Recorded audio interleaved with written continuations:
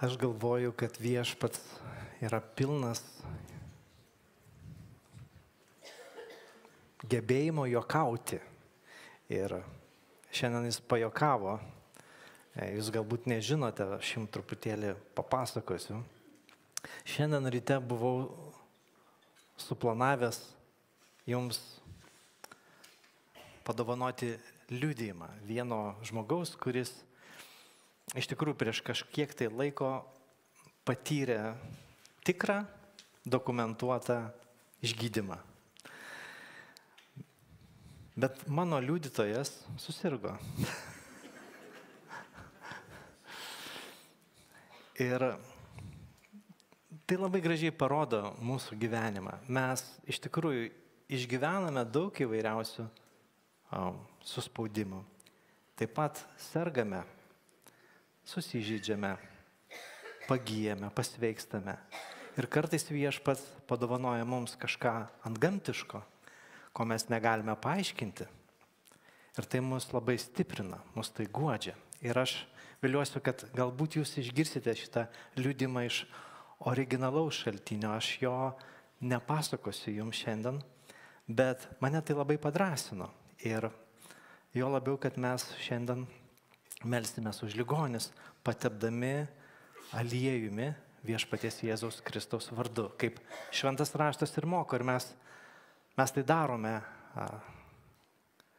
ne kiekvieną susirinkimą, bet kartą į ketvirtį mes turime tokią maldą. Todėl po pamokslo bus kvietimas tokiai maldai ir jeigu jūs vylėtės Viešpačiu, jūs turite viltį. O net jeigu ir neturite, net jeigu ir netikite kaip kai kurie, jūs galite laukti Viešpaties malonės ir jo pagydymo. Todėl kviesiu jūs išeiti į priekį ir mūsų komanda, mes šiandien būsim keturiese, pasimelsime ir patepsime jūs aliejumi. Girdėjome praeitą sekmadienį, kad Viešpats Jėzus yra tas, kuris nuramina audras, tas, kuris nutildo vėjus.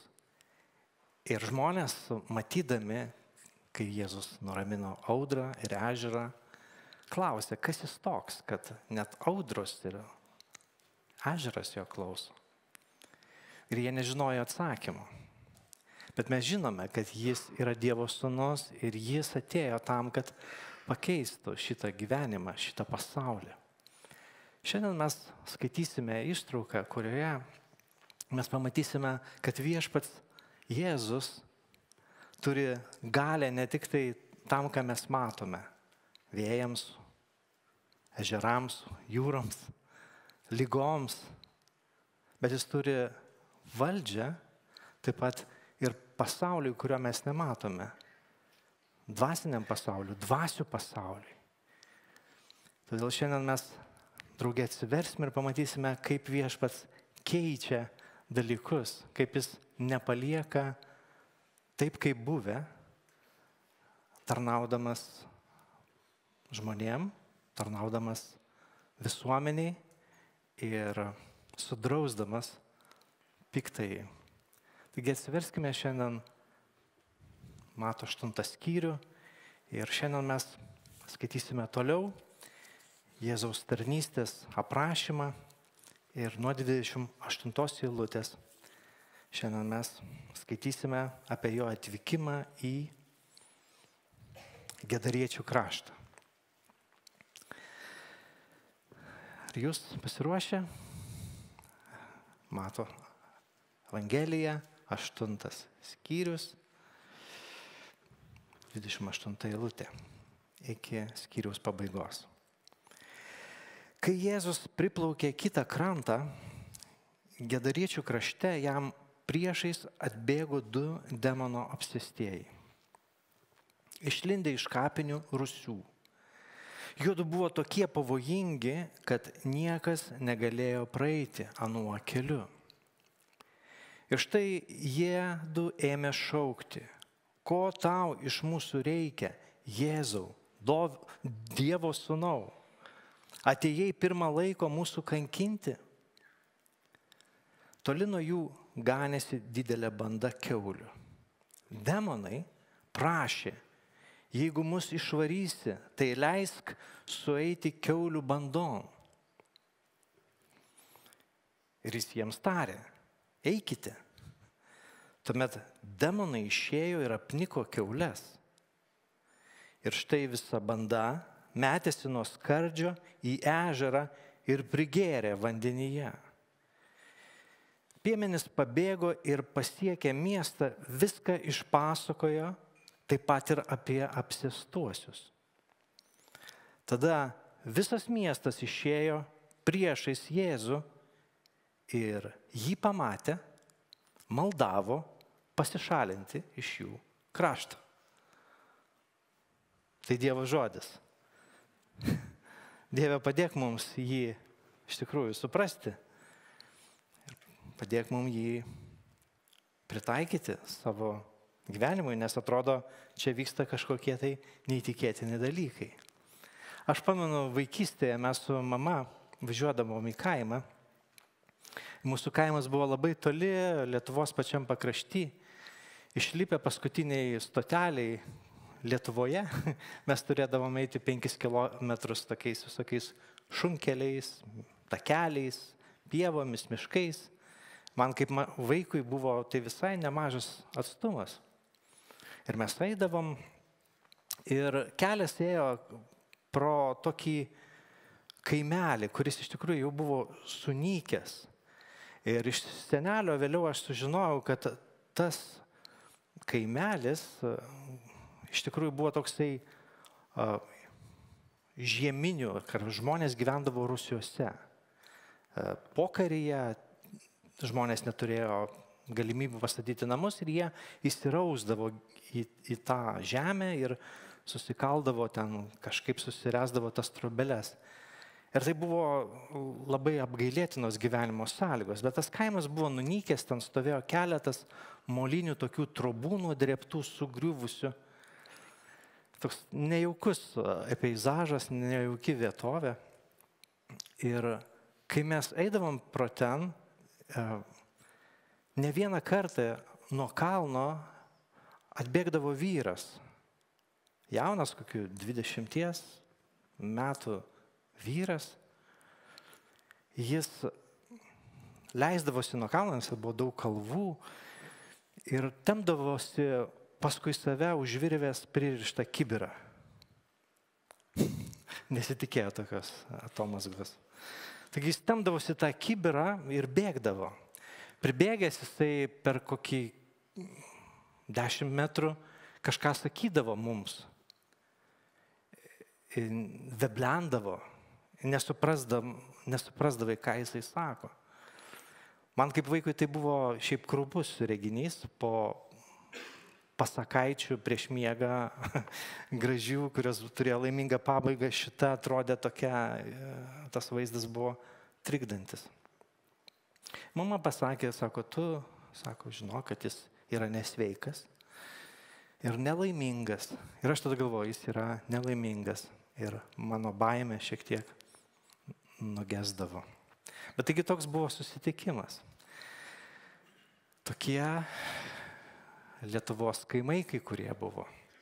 Kai kurie labai gražus, kai kurie nelabai. Marcelijus Martinaitis savo knygoje yra pasakęs, kad kiekvienas Lietuvos kaimas turėjo šiaučių, kriaučių, pribuvėją ir savo kvailį. Na, tiesiog, taip vis tai kaimas be kvailio ne kaimas.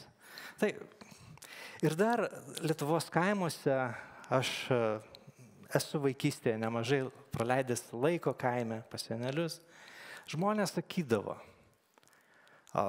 bet vienas iš tokių stipriausių posakių, kurias aš girdėjęs iš lietuvių kaimiečio, kuris galbūt paskui perėjo kažkiek tai ir į miestą atėjo, bet toj lietuviškoj mąstysenoje jis liko. Sakydavo, kaip radome, tai paliksime. Jeigu radome, taip ir paliksime, nieko nekeisime. Ir kai aš galvoju apie tokį vaizdą, kuris nelabai jaukus, nemalonus ir iš tikrųjų tragiškas vaizdas, kai tu matai žmonės, kurie be priežiūros laksto su kibirais, po kalnus gazdina mamas su mažamečiais vaikais. Supranti, kad ne viskas tame kaime yra taip gerai, kad vertėtų palikti taip, kaip yra. Ir mes matome, kad Jėzus ir net neketina palikti taip, kaip yra. Aišku, yra gerų dalykų, kurios galima palikti. Gražias dainas, sutartinės ir taip toliau, bet yra dalykų, kurių nesinori palikti. Ir mes matome, Jėzus persikėlė į kitą ežero pusę su savo mokiniais, po audros, po didelio išmėginimo. Aš galvoju, Dieve, ką reiškia tarnauti Kristui, ką reiškia būti jo mokiniu. Paprasčiausiai tai reiškia nuolatos patirti adrenalino antplūdį. Jūs ieškote adrenalino? Sako, yra tokie adrenalino fanatikai, jiems reikia pastoviai susijaudinti.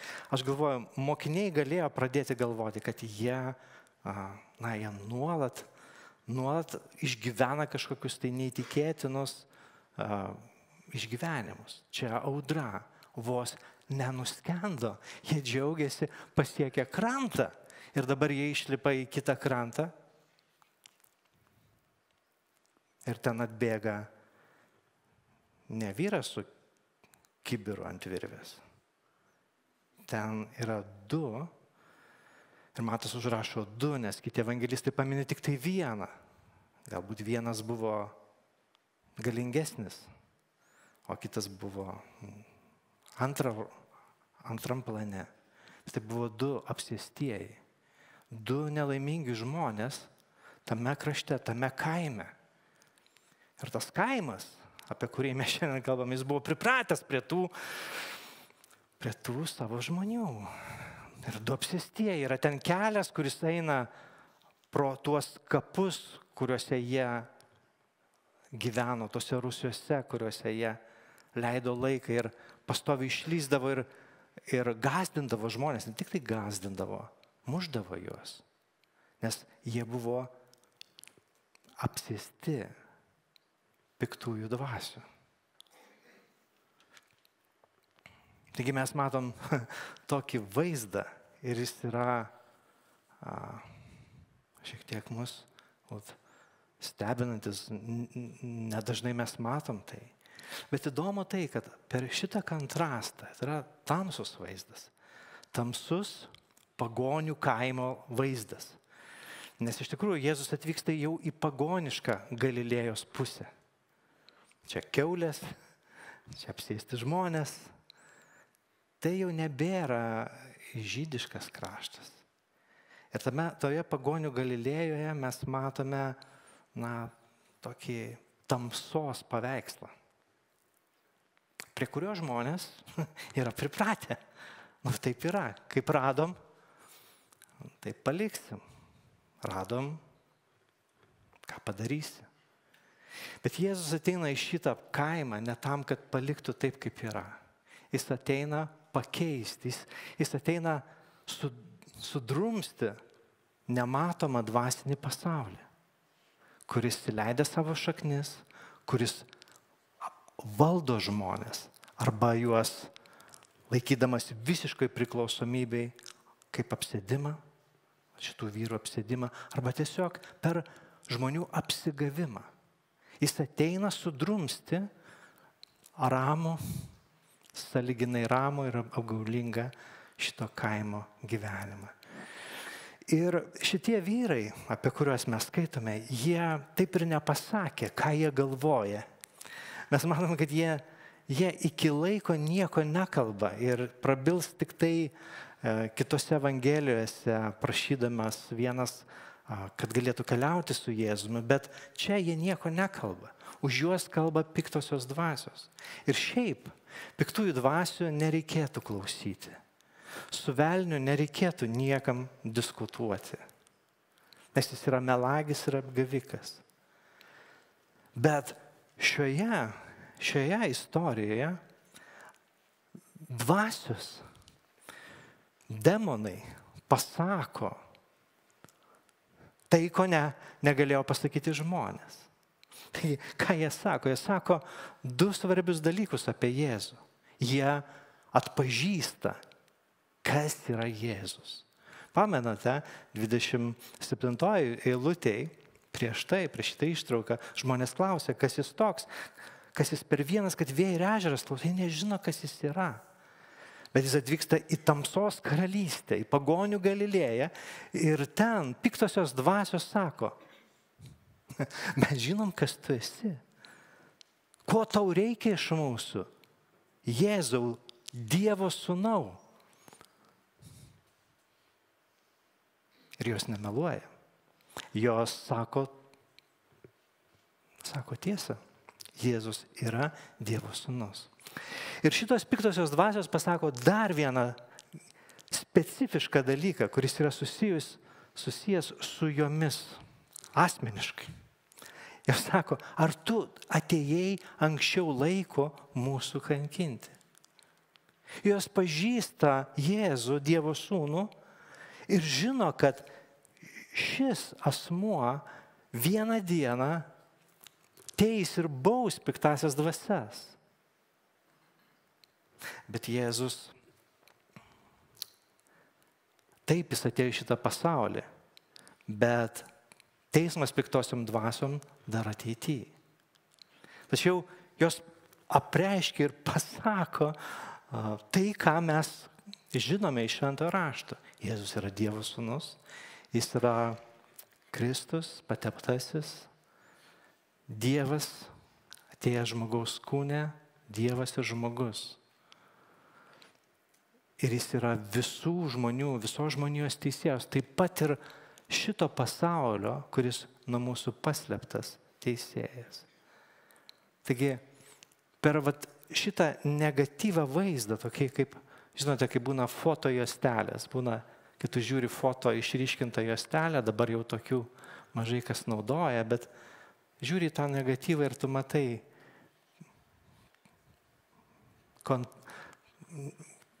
priešingom tonacijom išreikštą vaizdą. Tai, kas yra balta, nuotraukai būna juoda, tai kas juoda, ant nuotraukos atspausdintos bus balta. Ir mes matom, kad per šitą negatyvą Evangelija mums atskleidžia Jėzaus tapatybę. Bet demonai tai sako. O žmonės ką galvoja? Žmonės svarsto, žmonės nesupranta, žmonės abejoja. Bet Jėzus atėjo pakeisti tai. Jis atėjo pakeisti tai.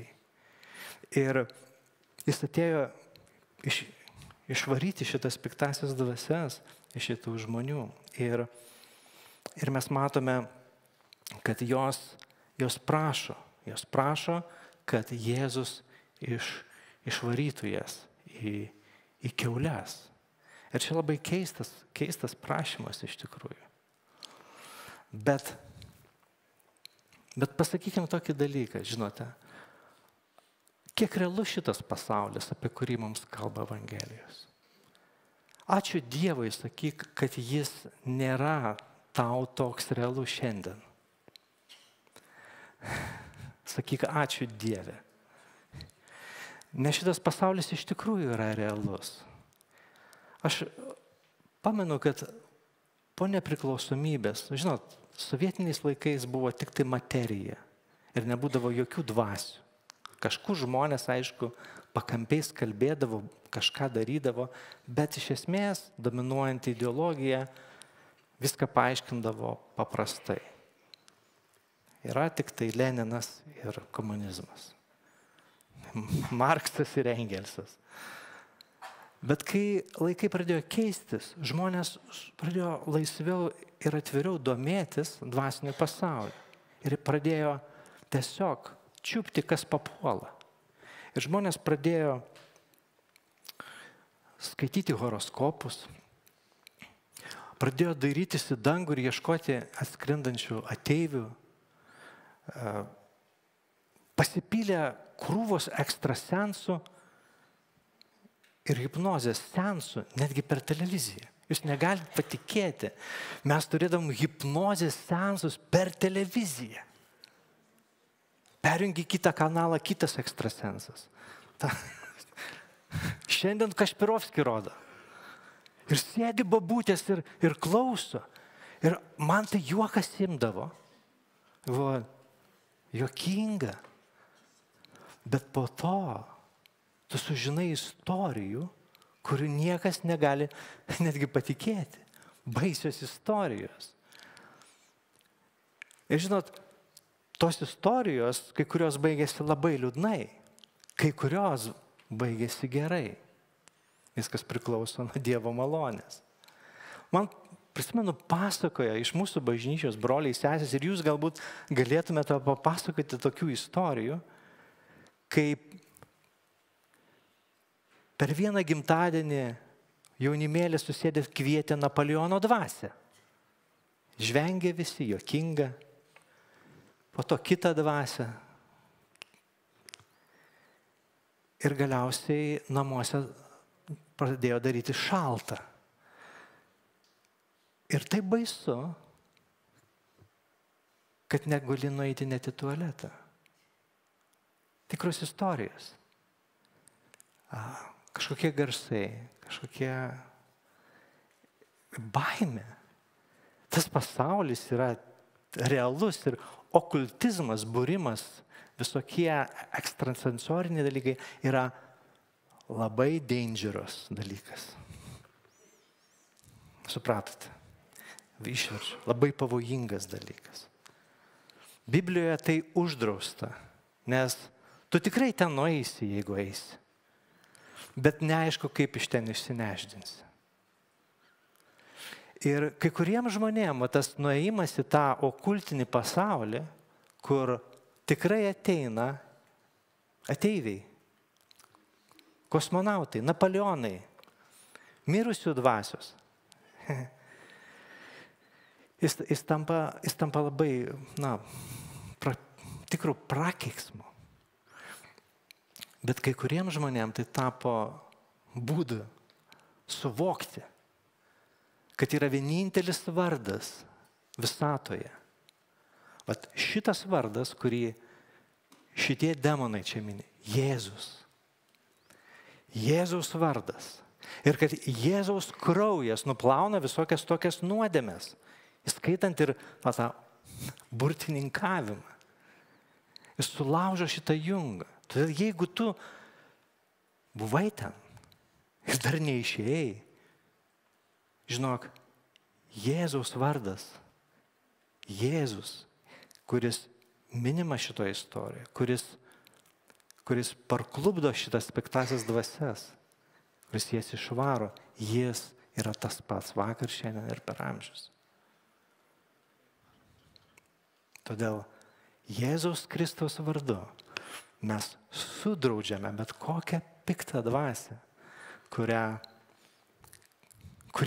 yra šitoj vietoj, kuri atėjo per žmonių kvailumą, tavo kvailumą. Tai būna jin surišta ir išvaryta iš tavo gyvenimo. Jėzaus Kristaus vardu. Amen.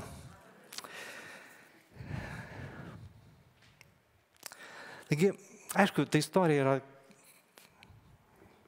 įdomi, keista tokia.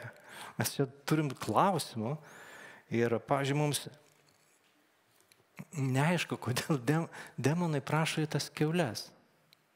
Ir kiaulės parodo, kad tai yra nežydiškas kraštas, aš jau tai minėjau. Bet kodėl? Visą laiką aš galvodavau kažkaip, kad demonam reikia kūno. Jos išvaro iš žmonių kūno buveinės ir dabar jie ieško kažkokios kitos buveinės. Bet kai keista, jie tik tai jie į tą buveinę iš karto ją sunaikina. Kiaulės bėga ir geriausia. Ar jie nesusišnekėjo su jom, sunku pasakyti. Jos neklausė jų, nesuprato jų minties, bet nežinom. Ar tai norima pasakyti, kad tas laikas iš tikrųjų demonų nubaudimui, jau teismui dar neatėjo? Ar tai tiesiog buvo akivaizdus ženklas, kad demonai išėjo ir jie įėjo į kažką? Įdomu tai, kad šitą istoriją mums rašo žmogus, kuris arba perdoda ją pasakoja, kuris tiksliai matė, kas vyksta. Jis tai sako, toli nuo jų ganėsi. Jis žino, kad toli buvo ganėsi Kiaulių kaimenė. Jis matė tai. Bet vaizdas buvo siaubingas iš tikrųjų. Apie 2000 kiaulių, kitos evangelijos sako, tokia banda, didžiulė banda, metasi nuo skardžių į ežerą ir prigeria vandenyje. Koks paaiškinimas, kodėl Jėzau tu tai padarei? Nugi tu padarei. Gali būti, kad tiesiog vienas iš tų dalykų, kad demonai tiesiog yra labai agresyvūs, agresyvios būtybės. Ir jom reikėjo kažką padaryti, kažką nužudyti. Visur, kur jos nueina, jos daro blogus darbus, jos žudo, naikina, kursto neapykantą. Ir šitą istoriją, jinai sukursto neapykantą. Taigi, demonai daro tam tikrą darbą, kurį pats Dievas apibrėžė iki tam tikros ribos. Iki tos dienos, kada ateis teismo valanda. Bet galbūt pagrindinis atsakymas, kodėl Jėzus vis dėlto leidžia piktosiom dvasiom sunaikinti tas kiaulės, buvo tai, kad Jėzus pasirodo šitame regione tam, kad viskas neliktų taip, kaip buvę, bet kad apšviestų tam tikrus dalykus, kurie yra tame krašte, tame kaime, Gedariečių krašte. Ir atrodo, kad tas kiaulių prigerimas mums atrodo tokia kaip jau viršūnė visos šitos istorijos. Taip, tai yra, sakytume, kulminacija. Bet atomazga ir moralas yra 33-34 eilutės. Pasižiūrėkite. Čia mes iš tikrųjų gauname šoką, kai perskaitom šitas eilutes. Turėtumėm gauti, mes turėtume labai nustebti. Taigi vyksta toks išlaisvinimas, toks eventas išlaisvinimo šitam krašte. Ir piemenys pabėgo ir pasiekė miestą, viską išpasakojo, taip pat ir apie apsėstuosius. Jie nubėga, pamenat, kaip samarietė su Jėzum susitiko, nubėgo į miestą ir visam miestui papasakoja. Jeigu tu esi skaitęs samarietės istoriją, tu galvoji, 34, visas miestas išėjo priešais Jėzų ir tu dabar galvoji, na štai, dabar jie sakys, Jėzau pasilik, mokyk mus, papasakok, iš kur ta galia, tu gal Kristus. Bet čia mes matome visiškai keistą posūkį. Jį pamatė, maldavo pasišalinti iš miesto. Ar girdite?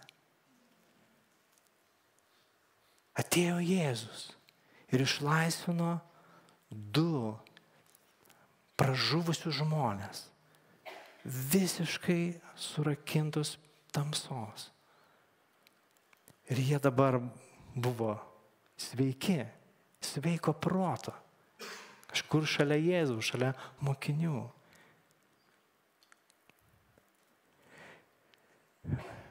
Bet kas atsitinka? Mes matom, kas nusišviečia.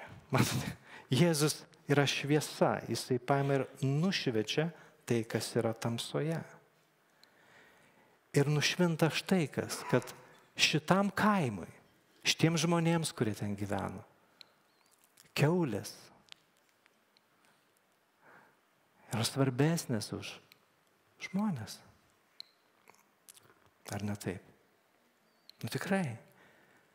Žviegiantis padarai yra svarbesni už žmones.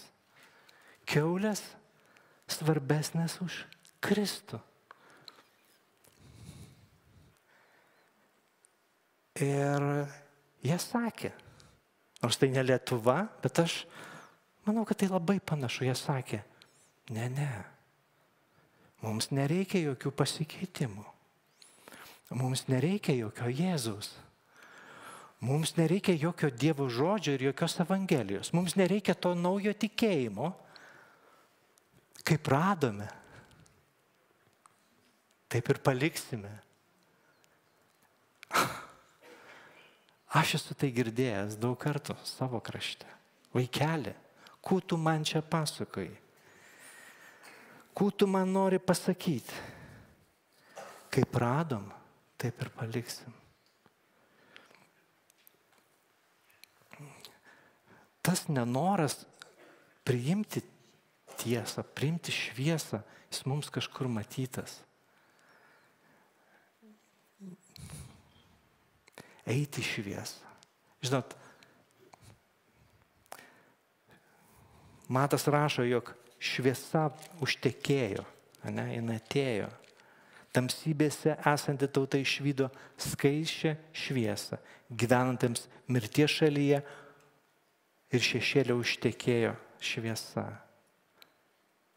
Ten už Jordaną, žemė už Jordano, už šitos jūros, kurią Jėzus su mokiniais perkaldė, vadinama pagonių Galilėja. Šviesa atėjo. Žinot, mes kažkaip tai galbūt romantizuojam pagonybę. Bet čia buvo pagonis, šalia žydų gyvenantis pagonis. Ir kartais, kai žiūri televizorių dabar, kalba apie tos naujuosius pagonis. Atrodo, jie tokie faini, iš kur jie atsirado. Bet ar žinote, kad kokią progą Lietuvos vardas pirmą kartą buvo paminėtas? Na, testas. Pirmiausia, pasakykim, kada? Prieš 1000 metų. 1009 metais. A proga kokia buvo? Jo. Šventas Brunonas arba Bonifacijus savo ten kokiais tai atsivertimo metais pagonių buvo trenktas į galvą. Jis nebuvo kryžiuotis. Tai nebuvo kryžiaus žygis. Tai buvo taikaus misionierio žygis į pagonių kraštus. Ir ten pasakyta, kad su 18 saviškių kovo 9 dieną, taigi Lietuva buvo paminėta kovo 9, beveik kovo 11 netoli buvo, ne? Bet proga buvo ne tai, kad kažką paskelbė, kažką sukūrė, bet dėl to, kad Lietuvos ir Rusios pasienyje, Rusija tai tuomet buvo Kijevo Rusija, beje, istorija. Čia ne Rusijos pasienį, Rusios, Kijevo Rusijos pasienį, buvo nužudytas misionierius.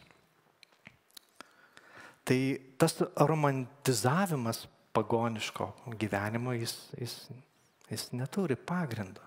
Ten buvo daug burtininkavimo, aukojimo piktosiom dvasioms. Ir aš vakar žiūrėjau žinias. Mes aukojom dvasiom su druska per ugnį. bet tais laikais tai buvo pati tikriausia okultinė burtininkavimo praktika, kuri iš tikrųjų prikviesdavo piktas dvasias. Žmonės, vaikai būdavo aukojami piktosiom dvasiom. Tiesioginė ta žodžio prasme. Pagonybė nebuvo faina. Ji visai nebuvo faina. Vaidilutės ne tik tai ugnį kūrendavo prie aukurų. Ar žinote? Ką veikdavo vaidilutės prie aukurų? Dainuodavo dainas su rūtų vainikėliais. Ne, baig, nebūk naivus. Šventyklinė, kultinė prostitucija buvo visuose pagonių kraštuose. Tai nebuvo faina. Ir Ir Kristus ateina į tokį kraštą, ateina į tokį pasaulį. Ir mes kiekvienas turim kažkokį savo kaimą, kažkokią savo giminę, kažkokį tai kraštą, iš kurio mes galbūt kilę. Ir labai gerai pažįstam tuos įpročius, papročius. Ir jie dažnai būna labai nesvetingi Evangelijai. Ir kai kurie labai gaila, aš esu sutikęs ir pažįstu keletą žmonių, kurie man atidavė knygas, geras evangeliškos teologijos knygas. Aš galvoju, kodėl tu man atiduodi tas knygas? Sako, man jau nebereikia, aš buvau, jis buvo iš tikrųjų tarnautojas bažnyčios, bet galiausiai jisai nusprendė, ir mes kai klausime, kodėl tu nusprendei grįžti į seną gyvenimą, palikti evangelišką tikėjimą. Jisai sako, man tiesiog nebesinori pykti su savo giminėm, man norisi ramybės, taikos. Žodžiu, kaip radome, taip paliksime. Bet Jėzus, jis neatėjo palikti taip, kaip rado. Jis atėjo pakeisti šitą gyvenimą, šitą pasaulį savo galingų žodžiu. Ir žinot, raštas labai gražiai kalba. Jisai sako, elkite, sako, su baime savo viešnagės metu, žinodami, kad esate atpirkti iš betikslio, iš protėvių paveldėto gyvenimo būdo, nenykstančiais turtais, sidabro ar auksu, bet brangiuoju krauju, Kristaus to avinėlio be kliaudos ir dėmės. Žinot, kas blogai, žinot, ne visi mes esame kilę iš krikščioniškų šeimų. Tokių plius minus pagoniškų. Pagonybės visur yra. Bet pagonybės vienas toksai ryškiausių požymių yra tai, kad jinai neturi tikslo.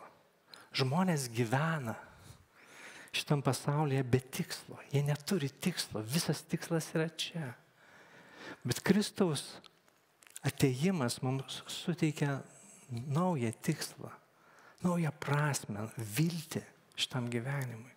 Mes esame iš to atpirkti. Kam sugrįžti prie to?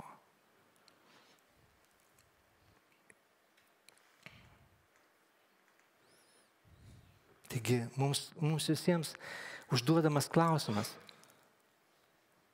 ką mes radome ir kaip paliksime.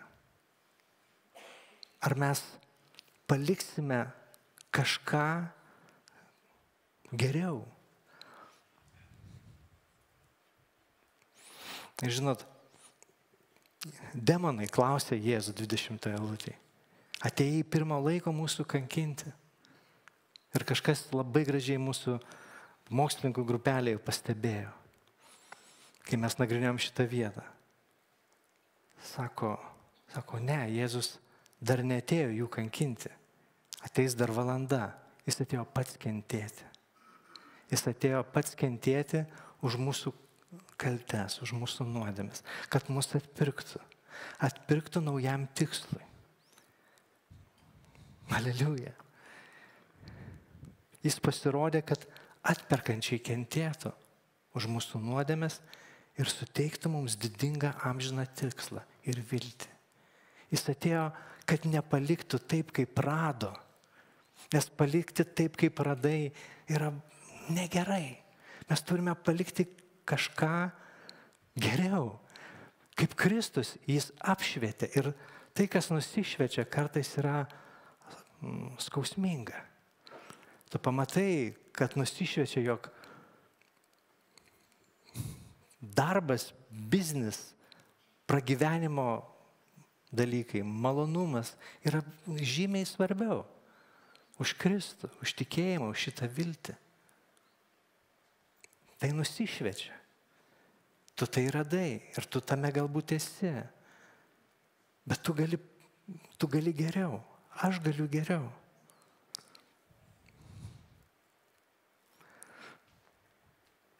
Mes galim geriau. kur bebūtumėm. Aš pamenu prieš senai, dar nebuvau vedęs. Ieškojau buto savo šeimai išsinuomoti. Ir Vilniuje buto nuoma kainavo tuo metu $35 arba $40. Pas mus buvo doleriai. Žinojat? Ne. Tuomet buvo doleris, pas mus buvom tiesiog tikra Amerika. Visai kitoks pasaulis. Ir aš pamenu, nuėjau pas vieną tetą į jos butą ir man tas butas visai atrodė tvarkingas ir gražus, bet jin prašė $40. Ir aišku, jinai žiūrėjo, kasgi čia per žmogus atėjo, ko jis nori, sakau, aš ketinu vesti. Ir aš pasakojau jai, kaip aš ketinu vesti, kokia mano būsima žmona, ir kad mes tvarkingi, ne kažkokie tai, suprantat. Nenudrošim jos to buto. Jinai paklausė. Ir sako, aš sako, nesu girdėjęs, kad taip gražiai jaunikis kalbėtų apie savo merginą. Jis sako, taip gražiai kalbate apie ją. Ir aš galvoju, o tai kas čia? Tai jinai labai nuostabi mano išrinktoji. Bet jis nusistebėjo. Ir aš kalbu taip pat iki šios dienos. Mes galim pakeisti. Jeigu tu esi kilęs iš šeimos, kur tėvai grubiai kalbasi vienas su kitu. Eik tu, tylėk. Gali patylėti. Duris. Tu gali tai pakeisti. Jeigu tu esi jaunas žmogus, tu gali tai pakeisti. O jeigu tu esi jau pagyvenęs, bus sunkiau. Bet tu gali tai pakeisti. Ir atnešti daugiau šviesos į šitą pasaulį. Žinot, mes gyvenam tais, aš pasakoju apie tos senus laikus, jau kaip senelis pasakoju, jūs neprisimenat, negimė, kai kurie buvot visai, bet pasakoju, mano gyvenimas toks. Tai mes kai įtikėjom, žinokit, buvo tokia kultūra, tu turėjai gerti. Kur nueini į kokį balių, turi gerti. Ir jeigu negeri, tau cituoja Baltušį Juozą, rašytoją, kurio galbūt tik kai kurie žinote, sakydavo, o Baltušis yra pasakė, tu, kurie negeria, aš bijau. Žodžiu, tai pavojingas elementas. Bet mes protestavome prieš tą gerimo kultūrą. Ir vestuvėse mūsų ten tėvai, kai jau nematom, mes už torto pasislėpę, traukia degtinę ir pila vienas kitam vyną. Bet kad vaikai nematytų, kaip kokie nusikaltėliai, žinai. Nes mes sakėm, mes neturim gerti.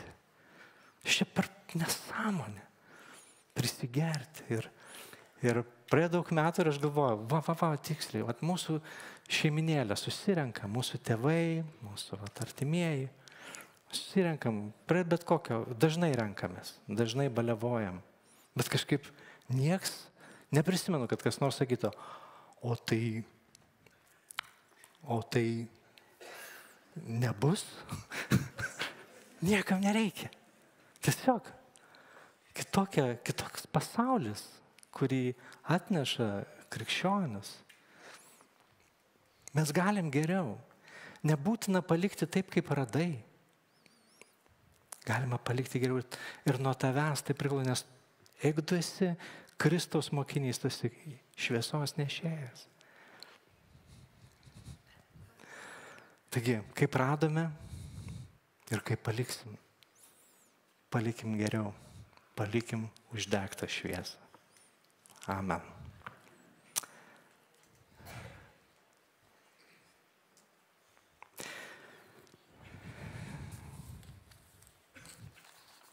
Ar jums patiko pamokslas?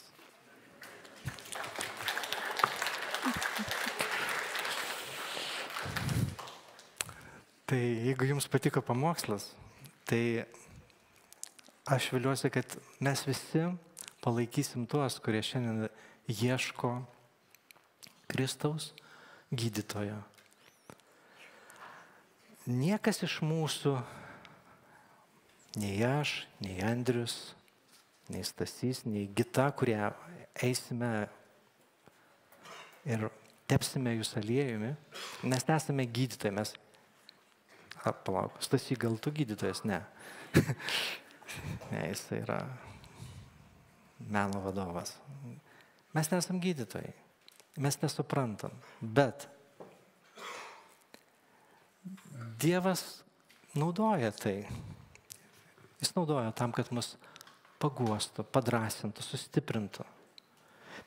Paliudytų, jog jis yra su mumis, kai mes esame bažnyčioje. Jam rūpi, bažnyčiai rūpi, kai mes kenčiame. Ir jis iš savo gerumo kartais daro stebuklus. Ir mes juos labai nustebę priimam. Kartais net netikim tuo. Sakom, kaip taip gali būti. Bet man vis papasakoja, kaip kažkas įvyksta. Ir aš sakau, kaip įdomu, Jėzau, tu turi humoro jausmą. Tu naudoji tokius žmonės, kaip mes. Naudoji aliejų, naudoji žmogaus rankas, tam, kad mus sustiprintų. Kviečiu mus pakilti ir ateiti. Andrių, prašau, ir Gita, ir Stasį, prašau, ateiti čia. Mes pasimelsim.